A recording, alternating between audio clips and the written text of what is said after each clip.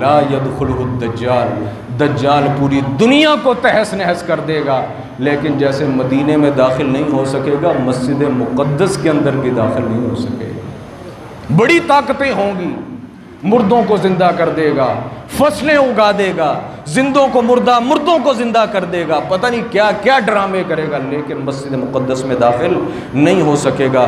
وَمَحَلُّ الطَّائِفَةُ الْمَنْصُورَةُ، اور جو بالکل حق کے ساتھ جڑے ہوئے جو لشکر ہوں گے، یہ بیت المقدس ان کا قیامت کے نزدیک جو ہے یہ بیس کیمپ ہوگا۔ اور رسول اللہ اور ساتھ اس کے متعلق یہ ہے کہ بیت المقدس کی چپا چپا انگ انگ، وہاں کوئی جگہ ایسی نہیں، ہر جگہ پر یا تو کسی نبی نے نماز پڑھی ہے یا کسی فرشتے نے نماز پڑھی ہے۔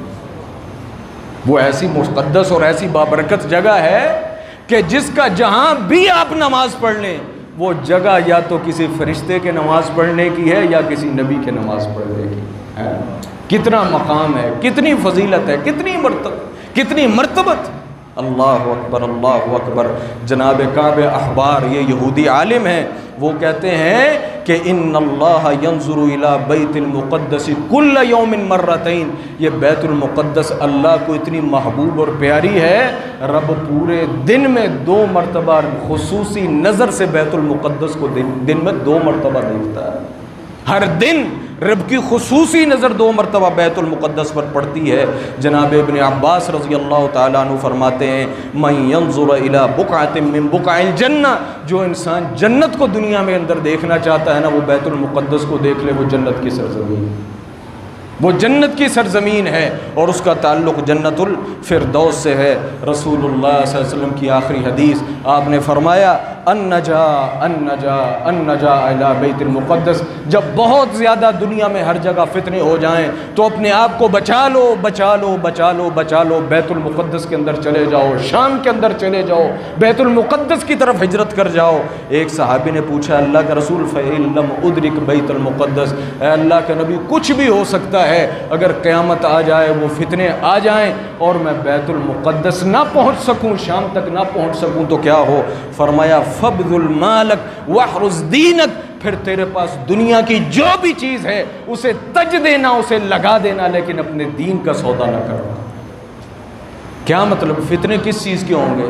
فتنے یہی ہوں گے کہ دین ختم ہو جائے گا، دین پر عمل مشکل ہو جائے گا، دین قائم نہیں رہے گا، دین پر عمل مشکل ہو جائے گا، اور انسان لوگ وہ دین سے بھاگیں گے یا دین پر عمل کرنا ان کے لیے عذاب اور وبال بنا دیا جائے گا۔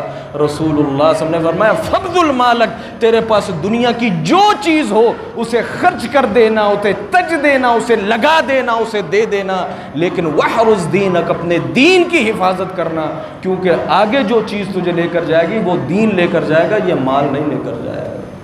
اور اللہ ہمیں محفوظ فرمائے۔ اس حدیث کے پیش نظر یہ چیز ہمیں اپنی آنکھوں کے سامنے ہر وقت رکھنی چاہیے۔